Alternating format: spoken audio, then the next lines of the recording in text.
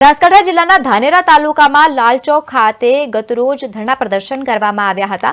ધાનેરા તાલુકાને વાવ થરાદ નહીં પણ બનાસકાંઠામાં જ રાખવામાં આવે તેવી રજૂઆત સાથે તમામ લોકોએ ભેગા મળીને રજૂઆત કરી અને ધરણા પ્રદર્શન કર્યા હતા। સરકારનો કોઈ જવાબ ન મળતા ધાનેરા હિતરક્ષક સમિતિના બેનર હેઠળ ધરણા પ્રદર્શન કરવામાં આવ્યા હતા, જેમાં ધાનેરાના ધારાસભ્ય માવજીભાઈ દેસાઈ તેમજ પૂર્વ ધારાસભ્ય ઉપસ્થિત રહ્યા હતા। તમામ દ્વારા એક જ માંગણી કરવામાં આવી કે ધાનેરાને બનાસકાંઠામાં જ રાખવામાં આવે।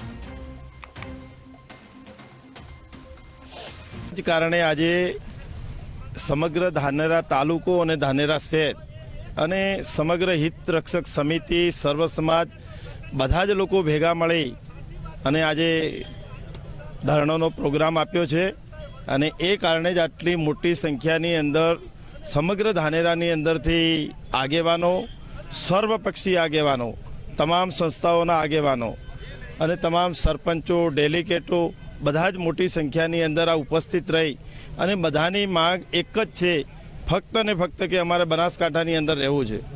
જે થરાદની અંદર વિભાજન કરી અને ધાનેરાને મૂકવામાં આવ્યું એ કોઈ પણ પ્રકારે શક્ય નથી કે જેના કારણે કરીને લોકોને અગવડતા એટલી બધી ઊભી થાય છે। એના સામાજિક પ્રસંગો હોય, શૈક્ષણિક કામ હોય, આરોગ્યને લગતા કામ હોય, આ તમામ પ્રકારોએ અને ધંધાકીય જે લોકો પણ સંલગ્ન આટલા વર્ષોથી છે એ બધાને અહીંથી માંડી ડીસા, પાલનપુર આ તમામ પ્રકારે સગવડતા રહે એ માટે વર્ષોથી ધાનેરા તાલુકો એ સાથે સંકળાયેલો છે। જ્યારે થરાદની અંદર જવું હોય તો વાહન વ્યવહારથી લઈ અને તમામ બાબતોએ અગવડતા છે। છેક થરાદ એ એક બોર્ડર ઉપર આવેલો તાલુકો। જે હિત સમિતિએ ધરણાનો કાર્યક્રમ આપ્યો છે એમાં તમામ સમાજના લોકો પણ જોડાણા છે અને તમામ રાજકીય પક્ષ હોય કે અન્ય સંસ્થા હોય, તમામ લોકોનો પણ એમાં ટેકો છે। ત્યારે આપણા વચ્ચે ધારાસભ્ય માવજીભાઈ દેસાઈ પણ અહીંયા ઉપસ્થિત છે, મફતલાલ ભરૂચ સાહેબ પણ ઉપસ્થિત છે, નથાભાઈ પણ ઉપસ્થિત છે। ત્યારે ત્રણ ધારાસભ્યો જો આ વાતમાં અનુકૂળ હોય ત્યારે આ સરકાર જો આ વાત ના સાંભળે એ યોગ્ય નથી। પણ અમને એક દિવસ હમણાં 2 દિવસ પહેલાં એક ફોન આવ્યો હતો કલેક્ટરશ્રીમાંથી, પ્રાંત કચેરીમાંથી કે તમારે ત્યાં આવવાનું છે અને તમારી રજૂઆત રાખવાની છે। ત્યારે અમે બધા રજૂઆત કરવા માટે ત્યાં ગયેલા અને એ પૈકીનો એક ભાગ ધાનેરાના લોકોનો ખોટી રજૂઆતો લઈને ત્યાં પણ એ લોકો પહોંચેલા અને ખોટા લેટર પેટો અને ખોટું કોઈ જગ્યાએ કોઈ સરકારે એવું મંગાવ્યું નહોતું કે ભાઈ તમે દરેક વિસ્તારના લોકોનું કોઈ સમર્થન લઈને આવજો।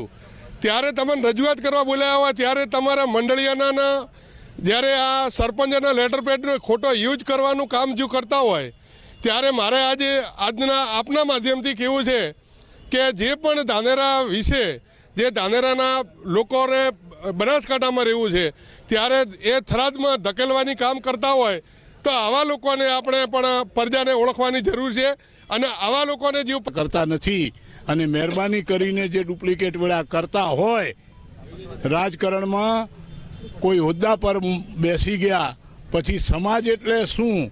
હવે તો અમારે તો અમે ધાર્યું કરી શકીએ છીએ। અરે ભાઈ, ધાર્યું કરી શકો છો, ભગવાને તમને ત્યાં સુધી મોકલ્યા, પ્રજાએ તમને સપોર્ટ કર્યો, ખૂબ સારી વાત।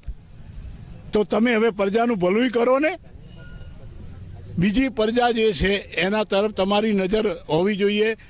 ગરીબ માણસ માટે તમારે વધારે ધ્યાન આપવું પડે। જે તાકાતવાળો સમાજ છે એ સમાજની પણ એ જવાબદારી બને છે કે ગરીબ જે સમાજો છે એમને હાથે રાખે અને એના માટે કામ કરો, ત્યારે તમારું જાહેર જીવન ઉજળું બને છે। આ ખોટી વાત જે કરવામાં અત્યારે આવે છે એનો એક જ જવાબ છે કે આપણે આપણા આ વિસ્તારના ભલા માટે ભારતીય જનતા પાર્ટી હોય, કોંગ્રેસ હોય કે હિતરક્ષક સમિતિના બધા ભાઈઓ હોય કે તમામ કાર્યકર્તા હોય, ખભે ખભા મિલાવીને આપણે આપણી માગણીને સરકારે સ્વીકારવી પડે એ રીતે આંદોલન ઊભા કરવા